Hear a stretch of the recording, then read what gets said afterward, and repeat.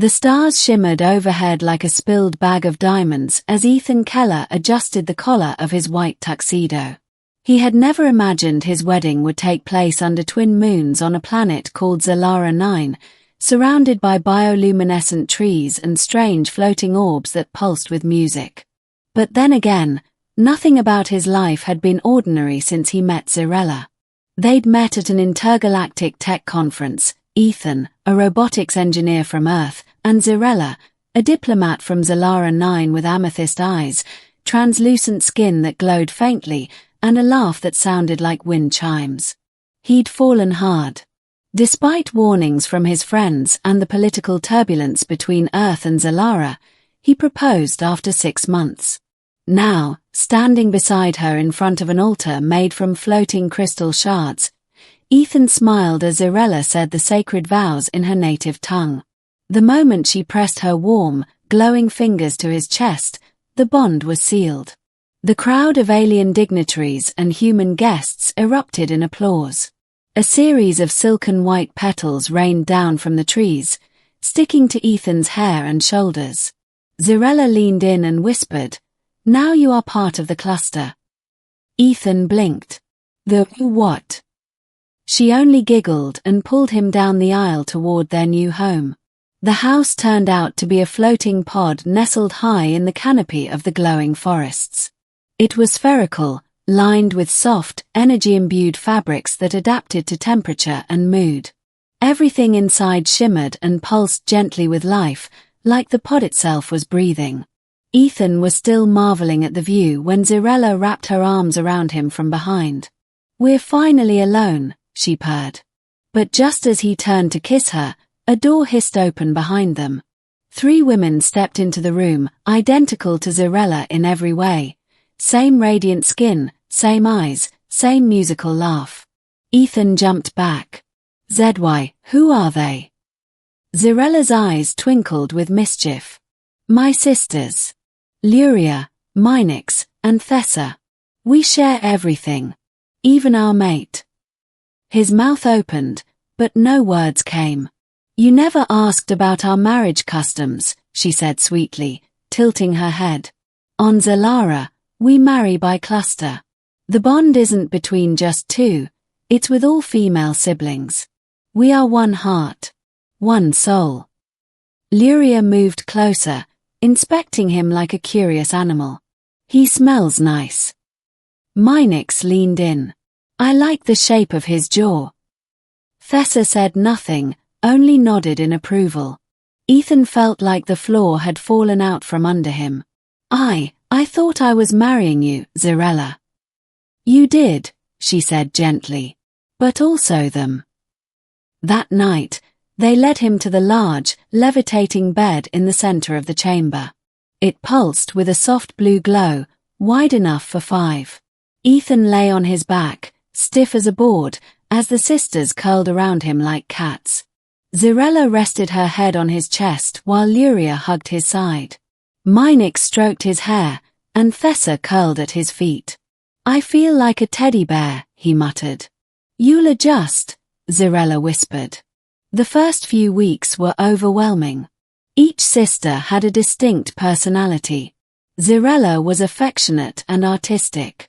She painted abstract scenes that changed color depending on the viewer's mood. Luria was wild. She liked to fly through the trees without a glider, dancing between branches with animal grace.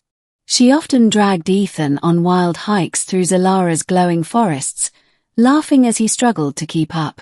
Minix was analytical, always poking into Ethan's tech projects and suggesting alien enhancements. She was the most curious about Earth culture, often bombarding him with questions about music, films, and food. Thessa rarely spoke.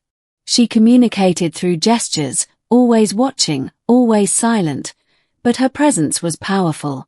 She'd silently fix his tools, adjust the lights in the pod when he was working, or lay a blanket over him when he fell asleep at his desk.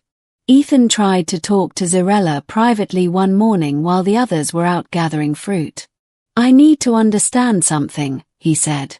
"What if I don't want to be with all of you like that?" She blinked. You're not expected to love us all the same. Love grows differently with each of us. Some bonds will be deep. Others may stay light. But the unity, the cluster, is everything. He rubbed his temples. Earth marriage is simpler. She smiled softly, but lonelier. Time passed. Ethan learned to share space, learned to sleep with arms wrapped around multiple bodies, learned that privacy was a rare and treasured thing in a Xelaran bond. But he also began to feel something shift inside him. When Luria nearly fell during one of her acrobatic stunts, he felt his heart leap in panic. When Mynix showed him how to merge Earth technology with Xelaran energy crystals, he felt a thrill of excitement he hadn't felt in years. When Thessa pressed a cool hand to his forehead during a fever, and he drifted into peaceful sleep, he dreamed of home, but with her standing at the window. And Xelara, his anchor, his first love, remained the center of it all. One night, he stood on the balcony, looking at the stars. Xelara came to his side. "You're different," she said. "I feel different. You were angry, confused. Now you're settled." "I guess I started thinking less about what I expected," he said, "and more about what I've been given." She touched his cheek. "You're a part of us now. Truly." Suddenly, the pod's emergency alarm rang. The energy crystal powering their pod was destabilizing. Without immediate repair, the whole home could plummet into the forest canopy. Ethan didn't hesitate. He and Mynix dove into the maintenance chamber, working in tandem as the walls shook and the lights flickered. Thessa brought the stabilizers without a word. Luria kept the power core's heat down by fanning the coolant manually, and Xelara directed them all. They were like parts of a single organism, each moving with purpose and unity. When it was over, the core hummed steady once again. Ethan collapsed, panting and sweating, beside the glowing crystal. He looked around at them, his wives, his cluster, and for the first time, he didn't feel like a guest in their world. He felt like he belonged. That night, as they lay together in the bed, Xelara whispered, "You never asked to share the bed with my sisters." Ethan chuckled. "No, but I'm glad I did." Mynix rolled over and flicked his nose. "Don't get used to being the only one in the middle." "Sharing goes both ways," Luria smirked. Thessa simply pulled the blanket tighter over all of them. As Ethan drifted off, surrounded by warmth, laughter, and alien hearts that now beat in rhythm with his own, he thought. He had come to Xelara 9 to marry one woman. But he'd found a family. A bond. A life bigger than he ever imagined. And he wouldn't trade it for anything in the galaxy.